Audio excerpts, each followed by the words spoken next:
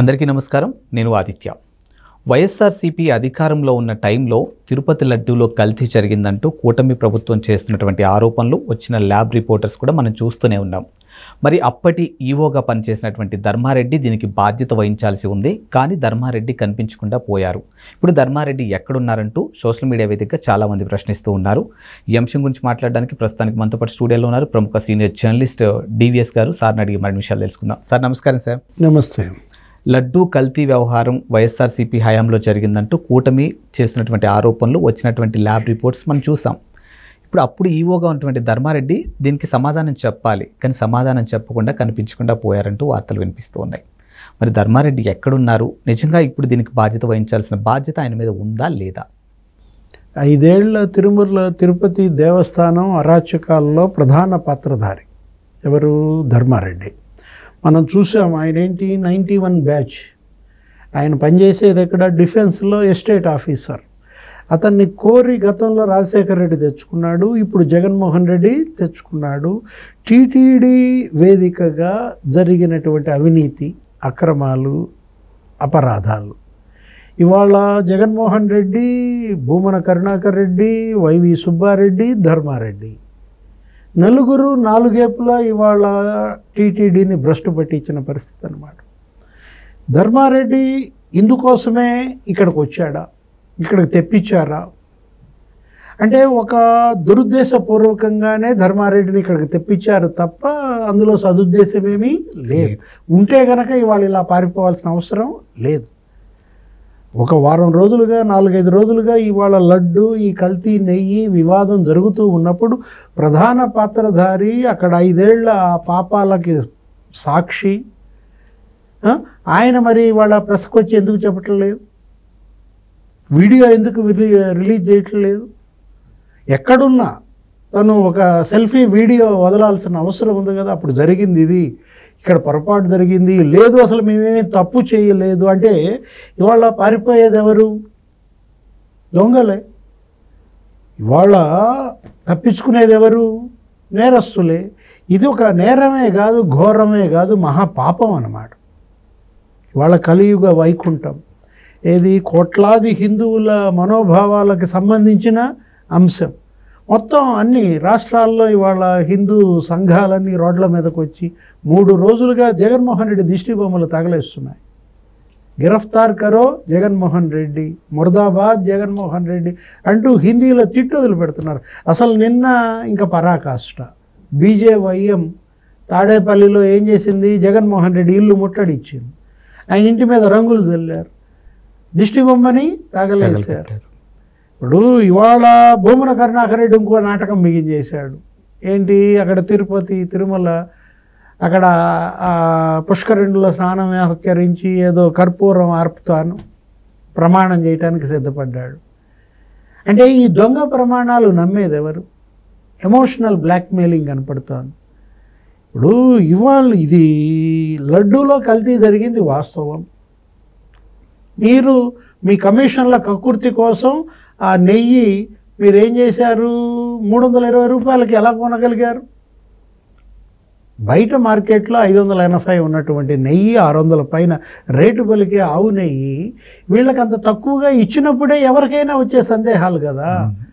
ఇప్పుడు NDDB report స్పష్టంగా చెప్పింది, అది కేంద్ర ప్రభుత్వ సంస్థ. ఈక్వేషన్ 3 95 ఉండాల ఎస్ వాల్యూ, 20 ఉంది. ఈక్వేషన్ 5 104 ఉండాల ఎస్ వాల్యూ, 19 ఉంది.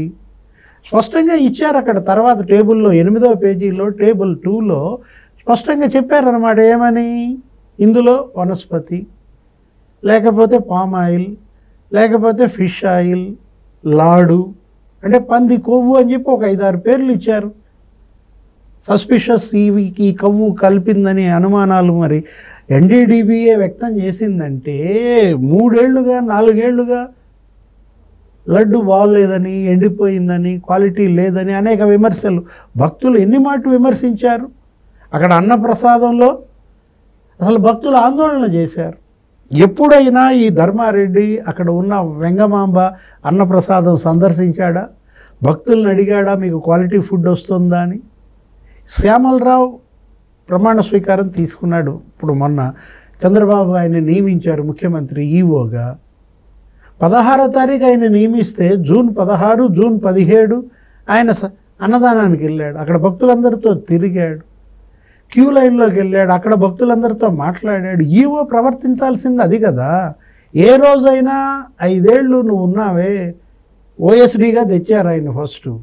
అతన్నే ఇన్ఛార్జి జేఈఓ అన్నారు, అతన్నే ఇన్ఛార్జి ఈఓ అన్నారు. ఎందుకని జేఈఓ నియమించలేదు? అంటే జేఈఓ లేకుండా ఒక్క ధర్మారెడ్డినే నువ్వు ఈఓగా పెట్టుకుని ఇదంతా కనపడతల్లా మనకి. ఇప్పుడు ఇవాళ శ్యామలరావు ఈఓగా ఉంటే వెంకయ్య జేఈఓగా ఉన్నాడు. ఎప్పుడైనా అంతే కదా, జేఈఓలు 2 ఉంటారు. ఒక ఐఏఎస్ ఈఓగా ఉంటాడు, అనిల్ కుమార్ సింఘాల్. శ్రీనివాసరాజు ఉండేవాడు అప్పట్లో. ఇట్లా ఉండాల్సింది. ఐఏఎస్లు చేశారు అక్కడ. ఐవైఆర్ కృష్ణారావు చేశాడు, జవహర్ రెడ్డి చేశాడు, కృష్ణయ్య చేశాడు, సింఘాల్ చేశాడు. ఐఏఎస్ చేయాల్సిన పోస్టులో ధర్మారెడ్డిని పెట్టడం ఏంటి? కనపడుతోంది అక్కడ వాళ్ళ యొక్క కుట్ర. కావాలనే ధర్మారెడ్డిని తెచ్చుకున్నారు, కావాలనే అవినీతికి పాల్పడ్డారు, అన్ని రకాలుగా దోచేశారు.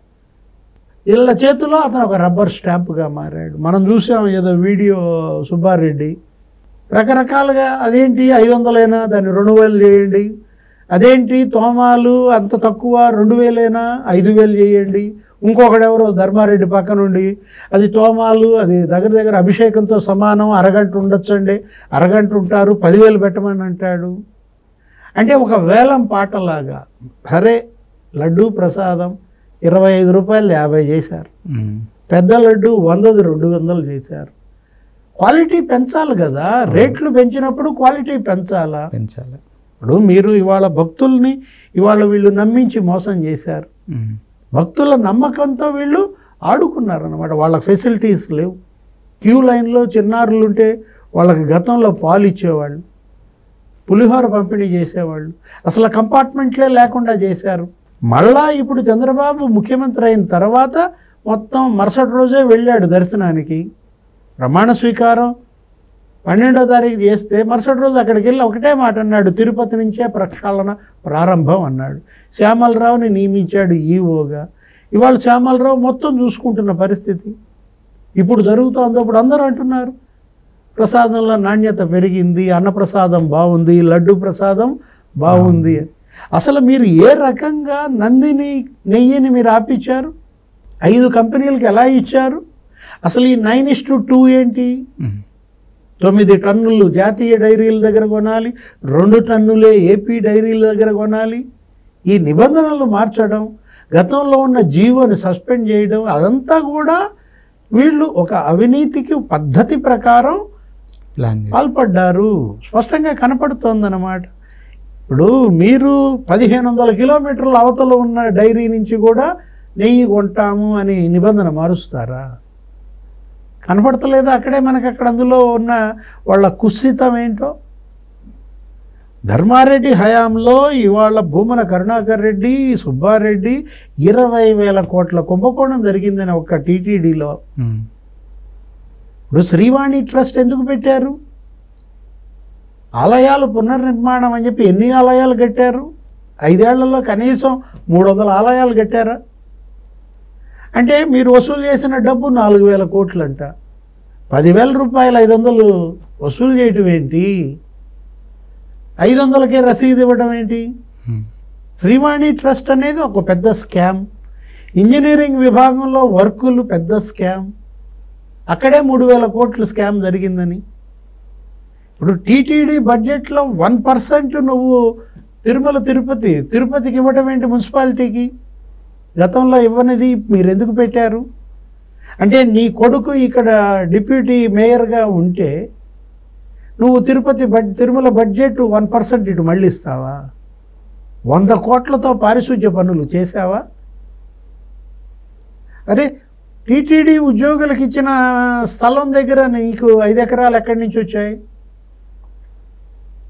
ఇప్పుడు ఇవాళ భూమన కరుణాకర్ రెడ్డి ప్రమాణం వాటి మీద చేయాలా? ఏంటి, నేను నాస్తికుడిని కాదు అని ప్రమాణం చేయాలా? నువ్వే అన్నావు అక్కడ ఉన్నది విగ్రహం కాదు, అది రాయి అన్నాడు ఇతను అదే నోటితో. ఒక నాస్తికుడిని, ఒక అన్యమతస్థుడిని చైర్మన్గా చేశారు జగన్మోహన్ రెడ్డి అని కదా. అవును. ఇప్పుడు ఇవాళ సుబ్బారెడ్డి సూపర్ స్వామి అన్నాడు, 43 సార్లు అయ్యప్ప మాల వేసుకున్నాడు, అతను మించున్నాడు, అసలు టీటీడీ చైర్మన్లుగా ఇంతవరకు ఎవరు చేయలేదన్నాడు. ఆయన భార్య బైబిల్ తీసుకుని వెళ్ళడం ఏంటి? భార్య బైబిల్ తీసుకుని వెళ్ళేటటువంటి మహిళ భర్తని నువ్వు చైర్మన్గా ఎలా పెడతారు? భూమన కరుణాకర్ రెడ్డి ప్రమాణం చేశాడు, మరి నీ కూతురు క్రిస్టియన్ సంప్రదాయంలో పెళ్లి చేసుకోలేదని ప్రమాణం చేశాడా?